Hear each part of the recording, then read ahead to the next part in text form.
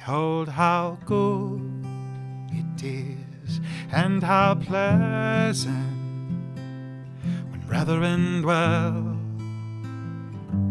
in unity.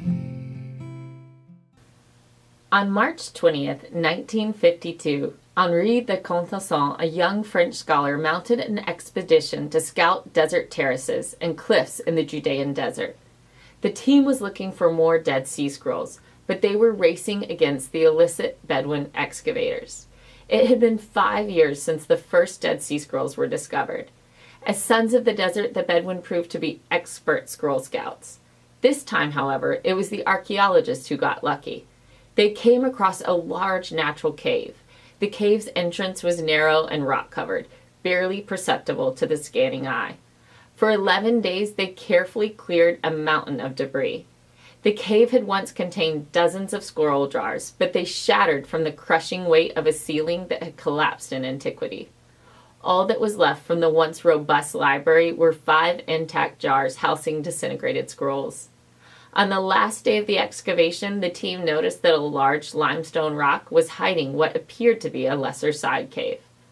Like a false wall for a castle's secret chamber, the rock camouflaged the nook and barred it from intruders. Curious, the diggers carefully chipped through the chalky barricade. Resting alone on a low shelf were 2 stacked copper rolls.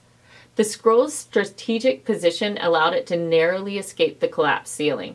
Nature had created the perfect hiding place for the most intriguing manuscript in the Dead Sea Scroll collection, the Copper Scroll. Rather than papyrus or leather, the Copper Scroll is inscribed on thin sheets of almost 100% pure copper. Copper was particularly valuable in ancient times and much more strenuous to inscribe.